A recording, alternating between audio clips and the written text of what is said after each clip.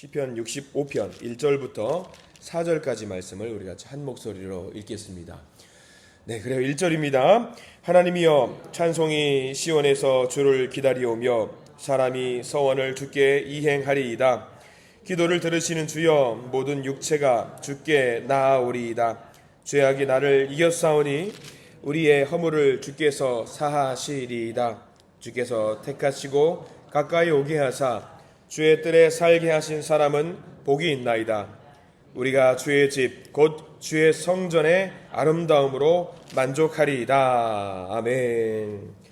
그래서 이 말씀 가운데 하나님의 크신 은혜가 있길 간절히 기도하고 소망합니다. 우리 기도하는 마음으로 고백합니다. 하나님의 은혜가 지금 저에게 임하기를 기도합니다. 아멘. 역사를 축복하면서 하나님의 은혜가 지금 여러분에게 임하기를 기도합니다. 아멘. 복된 날 되시길 간절히 소망합니다. 오늘 우리는 시편 65편을 보게 됩니다. 변함없는 다윗의 시인데요. 특별히 시편 65편은 의미가 있는 시인 게 뭐냐면 추수절에 대한 이야기를 담고 있는 것이 시편 65편입니다. 우리나라도 다음 주부터는 추석이라고 해서 어떻게 보면 의미가 좀 비슷할 수가 있겠습니다. 다만 시편 65편은 추수할 때 어떤 감사하는 마음을 모아서 하나님께 찬양하는 어떤 그런 내용이 담겨 있는 시편 65편입니다. 그래서 시편 65편을 계속 읽다 보면은 끝절까지 계속 읽다 보면은요, 감사하고 또 감사한다는 내용이 계속 나와요. 13절까지 보면은 이래서 감사, 저래서 감사, 저것도 감사, 이것도 감사, 그런 내용이 다 나와 있거든요. 다윗은 아마 삶 속에서 늘 찬양을 많이 한 사람으로서 아마 1절 내용을 우리가 볼 수 있을 겁니다. 어떤 내용으로 감사를 하는지 우리가 1절, 2절 말씀을 다시 한번 읽어보기를 원합니다. 1절 볼까요? 1절입니다. 하나님이여, 찬송이 시온에서 주를 기다리오며 사람이 서원을 주께 이행하리이다. 시온에서 주를 기다리며 찬송하는 마음을 모아서 주님께 올려드린다라는 이야기입니다. 다윗은 삶 속에서 그렇게 늘 찬송을 했던 사람입니다. 음악에 조예가 있는 사람이었기도 했지만 그는 정말 찬양을 많이 했습니다. 찬양을 늘 했기 때문에 주님을 생각할 수 있었던 것 같습니다. 우리 주변에도 찬양을 많이 하시는 분들이 계십니다. 노래를 잘해서 찬양을 하는 것이 아니라 늘 그렇게 마음속으로 몸속으로 찬양을 하시는 분들이 많이 계셔요. 찬양을 많이 하시고 분명히 내 입에서 흥얼흥얼 하는데 무슨 찬양인지는 모르는데 그냥 입에서 나오는 찬양들이 늘 있을 때가 있습니다. 늘 찬송하시던 권사님이 한 분 계셨는데 나이가 많이 드셔가지고 치매가 생기고 투병 생활을 하게 되셨습니다. 안타깝게도 아들의 얼굴도 모르고 이제 딸의 얼굴도 잘 못 알아봐요. 속상하죠. 근데 그분이 항상 놓치지 않고 있는 것이 찬양이었나 봐요. 그래서 그 자녀들의 얼굴은 기억을 못하지만 계속 흥얼흥얼 찬양을 하는 분들을 우리가 주변에서 보고는 합니다. 그런데 중요한 것은 찬양을 할 때만큼 그 권사님의 얼굴은 늘 행복해 보인다라고 하는 거지요. 찬양을 달고 사는 자들이 누릴 수 있는 하늘의 복이라고 생각할 수 있을 것 같습니다. 그래서 우리도 다윗은 지금 우리에게 이야기해주고 있는 거예요. 하나님이여, 찬송이 시온에서 주를 기다려오며 늘 삶 속에서 찬양을 했으면 좋겠다. 찬양하는 사람들이 누릴 수 있는 복이 특별히 준비되어 있다라는 것을 우리에게 이야기해주고 있습니다. 감사하는 마음을 모아서 다른 거 우리가 할 필요가 없습니다. 주님 앞에 쉬지 말고 찬양할 수 있는 우리가 되기를 간절히 소망합니다. 스마트폰이 참 잘 보급이 되어 있어서 좋은 것 같아요. 스마트폰 몇 번 깨작깨작 누르면은 거기서 찬양을 들을 수가 있잖아요. 여러분들 집에서 계실 때에, 여러분들 일하실 때에 스마트폰 틀어놓고 트로트 듣지 마시고 다른 거 듣지 마시고 찬양을 많이 들으시는 우리 모두가 되길 간절히 소망합니다. 계속 찬양 틀어두세요. 그렇게 감사하는 마음을 모아서 찬양 중에 계시는 하나님의 은혜가 3절 말씀에 나와 있거든요. 3절 말씀 볼까요? 3절입니다. 죄악이 나를 이겼사오니 우리의 허물을 주께서 사하시리이다 라고 나와 있어요. 사람은 나약해서 죄악을 이길 수가 없거든요. 죄악을 이길 수가 없어요. 오히려 반대로 죄악이 우리를 이깁니다.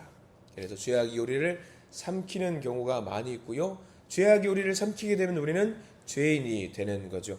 강조하는 부분이 3절에 나와 있는데 뭐냐면요, 죄악이 나를 이겼다라는 것이 포인트가 아니라 죄악이 나를 이겼지만 우리의 허물을 누가 사해 주신다? 주님께서 사해 주신다라는 내용이 핵심입니다. 강조점이에요. 죄악이 우리를 삼켰지만 우리는 죄인이지만 하나님께서 우리를 용서해 주신다. 이게 정말 귀한 은혜입니다. 왜냐하면 다윗도 늘 죄인이었어요. 죄인의 삶을 살았습니다. 우리가 알고 있는 큼지막한 죄가 하나 있지요. 우리아의 아내 바세바를 취하는 과정 중에 우리아를 죽게 만들었고요. 다른 사람의 아내를 자기의 여자로 취한 큰 죄를 범했습니다. 우리가 다윗의 죄를 그것밖에 없다라고 생각할 수가 없잖아요. 사람이에요. 죄악이 늘 삼켰다라는 것을 자기 자신도 고백을 하는 사람이었습니다. 그러면 내가 지은 죄가 더 많다라는 것을 다윗도 이실직고 했던 거예요. 하나님 앞에. 사람이었기 때문에, 왕이기 때문에 숨기고 싶지 않았을까요? 사람인데. 그런데 다윗은 그렇게 하지 않고 늘 예배를 통해서, 찬양을 통해서, 기도를 통해서 하나님 앞에서 내가 죄인이라는 것을 부정하지 않고 하나님 앞에 나아갔던 다윗입니다. 주여, 죄악이 나를 삼켰습니다. 하나님 나를 도와주세요 라고 지금 그렇게 회개하고 기도하니까 자기가 죄인임에도 불구하고 하나님이 자기를 살려주셨던 놀라운 은혜를 경험했다라는 내용이 3절의 말씀입니다. 우리들도 죄가 많습니다. 믿는 자지만 사실 죄가 많아요. 그런데 감사한 것은 무엇이냐면 우리가 죄인이지만 우리의 주인이 되어주신 주님께서 그 죄를 보고 우리의 죄를 사해 주신다라는 내용이 우리에게 주어지는 큰 은혜이고 복입니다. 그래서 하나님이 무조건적으로 죄를 용서해 주시냐? 그건 또 아니세요. 우리가 살면서 죄의 문제에 대해서 굉장히 예민해져야 되는데 늘 회개해야죠. 죄악이 우리를 삼키는 것이 현실이기 때문에 그 죄의 문제를 가지고 하나님 앞에 나아가서 하나님께 회개의 기도를 올릴 때에 하나님은 우리를 살려주신다. 그 죄의 문제에 대해서 우리가 민감해졌으면 좋겠습니다. 이미 우리에게 해주신 말씀이 하나 더 있는데요. 우리 여기 있는 65편에 나와 있는 3절 말씀 말고 요한 1서 1장 9절에 이런 말씀이 있어요. 요한 1서 1장 9절, 여러분들이 아시는 말씀이에요. 만일 우리가 우리 죄를 자백하면 그는 미쁘시고 의로우사 우리 죄를 사하시며 우리를 모든 불의에서 깨끗하게 하실 것이요 라는 내용이 담겨 있어요. 요한 1서 1장 9절. 죄를 자백하기만 하면 된답니다. 그런데 내 죄를 숨기면은요, 그 죄가 나를 삼킬 수밖에 없어요. 나를 삼킬 수밖에 없어요. 여러분들 아시겠지만 창문만 열면은요, 곰팡이가 생기지 않습니다. 근데 창문을 닫고 있으면은요, 곰팡이가 피어오르게 되죠. 우리 인생도 그런 것 같습니다. 여러분들 기도가 그거예요. 기도는요, 창문을 여는 거예요. 드러내게 하는 거예요. 다 보세요 하고 드러내는 거예요. 그러니까 창문을 열면은 곰팡이가 안에 생기지가 않아요. 그게 우리는 뭐냐면 다윗은 뭐라고 알고 있었냐면 기도였어요. 기도. 기도하면은 창문을 여는 행위고 창문을 열면은 내 치부가 보일 수도 있지만 창문을 열므로 인해서 하나님이 나를 바라보시고 햇빛을 쬐어주시고 곰팡이를 없애게 해주시는 행동이 바로 기도였다라는 거죠. 그래서 그렇게 기도를 통해서 자기의 죄를 하나님께 올리는 사람이 누릴 수 있는 복이 4절 말씀까지 이어집니다. 4절 말씀 같이 한번 읽어볼까요? 주께서 택하시고 가까이 오게 하사 주의 뜰에 살게 하신 사람은 복이 있나이다. 우리가 주의 집 곧 주의 성전의 아름다움으로 만족하리이다. 거기 제일 뒤에 주의 성전의 아름다움으로 만족하리이다. 주의 성전의 아름다움으로 만족하리다. 주의 성전에서 예배를 드리고 기도하는 것만으로도 나는 만족할 수 있다. 왜? 그 시간을 통해서 하나님을 만날 수가 있으니까. 하나님을 만남으로 말미암아서 내 죄가 사해질 수 있으니까 그거 하나면 된다라는 것이에요. 얼마나 감사하는 마음을 하나님께 계속 올리고 있는지 모릅니다. 그래요. 우리 인생에서 이 다윗의 고백처럼 하나님 한 분이면 충분하다라는 사실을 우리가 잘 알았으면 좋겠습니다. 이런 모든 것들을 생각하니까 다윗은 다 감사한 거예요. 감사하고 감사한 거죠. 여러분들은 하루를 살면서 얼마나 많이 감사하시는지 모르겠습니다. 가끔 우스운 상상을 좀 해봅니다. 어제 말씀을 묵상하다가 우리 일상이 얼마나 감사의 제목들이 많은지 한번 아침에 일어나면서부터 쭉 나의 삶을 정리해봤어요. 여러분들 혹시 새벽에 이 시간에 교회 나오시면서 다들 그러시겠지만 다들 씻고 나오시죠. 세수하고 나오시죠. 근데 가만히 씻다 보니까 세수를 하다 보니까 거울을 많이 보다 보니까 이게 고개를 딱 숙여봤어요. 야, 이게 물이 나오는 것도 사실 감사한 일이구나 생각이 드는 거예요. 씻고 물이 안 나오면 어떡하지? 물이 안 나오면 어떡하지? 그런 생각도 해보고요. 말씀을 묵상할 때 어제 저녁 식사를 하는데 상 위에 반찬이 다 있어요. 반찬이 별거 아니에요. 김치도 있고 뭐 계란도 있고 하는데 이 계란을 어떻게 우리가 먹게 되었지? 라고 해서 이 계란이 여기 있는 것도 감사한 거예요. 그 과정에 어떤 판매 뭐 과정을 쭉 밟아가지고 야, 내 밥상 위에 올라와 있구나. 김치가 올려져 있구나. 이 모든 것들이 사실 감사의 제목들이더라고요. 밥을 먹으면서 아들이랑 겸상을 하면서 밥을 같이 먹는다는 것도 감사. 모든 것들이 감사의 제목이더라고요. 사실 이 시간에 우리가 새벽 예배를 통해서 서로 얼굴을 마주하면서 예배를 드릴 수 있는 것도 사실 생각해 보세요. 굉장한 감사의 제목 아니겠습니까? 감사더라고요. 감사. 모든 것이 감사. 다윗은요, 모든 것이 감사라는 것에 눈을 뜨는 순간 무엇을 느꼈냐면, 야, 이거 하나님의 은혜구나. 하나님의 은혜구나라는 것을 느꼈던 거예요. 그렇게 눈을 뜨니까 다 감사해요. 모든 것이 감사. 그래서 6절부터는요, 사실 끝절까지 다 감사라는 것이 나오는데 6절 하나만 보실래요? 6절 같이 한번 읽어보겠습니다. 시작.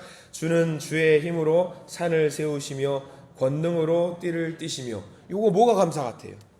전혀 감사할 제목이 아닌 것 같은 것을 감사해요. 야, 하나님, 저기 산이 있네요. 산이 있으니까 감사네요. 저 산으로 인해서 하나님의 권능을 보여주시네요. 그 산이 뭐가 감사라고요? 근데 산이 있는 게 감사해요. 하나님이 세우신 산이 감사한 거예요. 7절 말씀 보실래요? 7절은 또 뭐가 감사한지 보실래요? 7절 같이 읽습니다. 바다의 설렘과 물결의 흔들림과 만민의 소요까지 진정하시나이다. 뭐가 감사해요? 바다가 있는 게 감사고요. 바다가 설레고 물결이 흔들리는 게 감사해요. 이게 뭐가 감사해요? 근데 다윗은 하나님의 은혜에 눈을 뜨는 순간 그 모든 것이 감사로 계속 생각을 할 수밖에 없는 거예요. 야, 하나님 바다를 만드셔가지고 바다를 경계를 만드시고 이 바다가 우리를 덮치지 않게 만들어 주시는 것이 하나님의 은혜구나. 야, 감사하다, 감사하다라고 지금 계속해서 감사하는 마음으로 올리고 있는 거죠. 8절과 9절과 10절도 보세요. 별거 아니에요. 별거 아니에요. 8절 제가 빨리 읽어드립니다. 땅끝에 사는 자가 주의 징조를 두려워하나이다. 주께서 아침 되는 것과 저녁 되는 것을 즐거워하게 하시며. 뭐가 감사해요? 아침이 되는 것이 감사, 저녁이 되는 것 감사. 여러분들 이거 감사해 보신 적 있으세요? 이게 감사래요. 감사. 9절은 땅을 돌보사 물을 대어 심히 윤택하게 하시며 하나님의 강에 물이 가득하게 하시고 이같이 땅을 예배하신 후에 그들에게 곡식을 주시나이다. 농사를 하게 만들어주시는 것도 감사, 물을 댈 수 있게 만들어주시는 것도 감사, 곡식을 주시는 것도 감사, 모든 것이 감사해요. 이거 보면 야, 이게 뭐가 감사야 그래요. 근데 다윗은 하나님의 은혜에 눈을 뜨는 순간 다 감사한 거예요. 여러분들 요즘은 뭐가 감사하세요? 저는 교회 앞에 잠깐 나가서 하늘 보면 그렇게 감사해요. 너무 좋아요. 공기가 청명하고 조금 힘들고 나른할 때 잠깐 공기 쐰다고 나가고 햇빛을 맞으면은 분명히 사람이 감사한 게 3주 전에만 해도 와 뜨거워 그랬는데 지금은 나가서 햇빛을 맞으면 너무 좋은 거예요. 감사해요. 요즘은 감사가 부쩍부쩍 생기는 것 같더라고요. 맞는 것 같아요. 감사해요. 이렇게 하나님의 은혜를 주시는 것에 눈을 뜨는 것이 얼마나 중요하고 소중한 것인 것을 시편 65편의 말씀을 통해서 알게 되는 겁니다. 여러분 오늘 하루 우리에게 주시는 그 감사의 제목들을 기대하세요. 오늘 하루 우리가 새벽에 일어나서 하루를 생활을 쭉 하시고 저녁에 주무실 때까지 그리고 저녁에 주무실 때 다시 한번 시편 65편 말씀을 묵상하면서 내가 오늘 어떤 감사의 제목들이 있었는지 충분히 하나님과 교통하시기 바랍니다. 그러면은요 하나님이 나를 지켜주시고 있는 그 은혜에 눈을 뜨게 돼요. 너무 감사하면 눈물까지 나와요. 야, 하나님 나를 이렇게 지켜주시는 거 너무 감사하죠. 이 시간에 뭐가 제일 감사하세요? 비록 우리가 부시시한 얼굴을 서로 맞대고 있지만 서로 얼굴을 맞대고 있다는 것이 얼마나 감사. 우리가 이렇게 목소리 내서 찬양할 수 있는 것이 감사. 내게 이렇게 65편의 말씀을 주셔서 감사의 눈뜨게 만들어주시는 것이 감사한 일이죠. 오늘 하루 하나님이 우리에게 주신 그 감사의 제목들을 하나 만들어 보십시오. 그래서 하나님께 감사하시고 그래서 쉬지 않고 주님을 찬양하시는 그 복을 누리시는 믿음의 성도들이 되시기를 이 시간 간절히 축원합니다. 기도하겠습니다. 주님 감사합니다. 은혜로우시고 전능하신 하나님, 오늘도 우리의 기도를 들으시고 찬양받기에 합당하신 주님 앞에 나아가는 우리들, 주여 우리가 살면서 많은 죄를 저지르지만 그럼에도 불구하고 하나님은 우리를 용서하시고 회개할 때에 하나님의 은혜를 누리게 해주심을 감사드립니다. 살면서 모든 것들이 감사인 것을 다시 한번 깨달아 알게 해 주시옵소서. 땅을 적시고 곡식과 열매를 맺게 해주시고 풍성하게 하시는 하나님의 손길에 감사, 우리의 모든 필요를 채우시고 삶을 인도하시는 주님께 감사, 완벽한 몸은 아니지만 그래도 나와서 예배드릴 수 있게 만들어주심에 감사, 믿음의 동역자들을 세워주셔서 서로를 향해서 중보할 수 있게 만들어주심에 감사, 감사, 감사. 하루 종일 주님 감사하면서 주님께 찬양하는 믿음의 형제와 자매들이 될 수 있도록 저희들을 인도해 주시옵소서. 우리 믿음의 성도님들 많은 기도의 제목을 가지고 나왔습니다. 그 기도의 제목을 올려드리오니 주님, 그 기도의 제목을 두고 그저 감사할 수 있는 우리가 될 수 있도록 인도해 주시옵소서. 예수 그리스도 이름으로 간절히 기도드립니다. 아멘.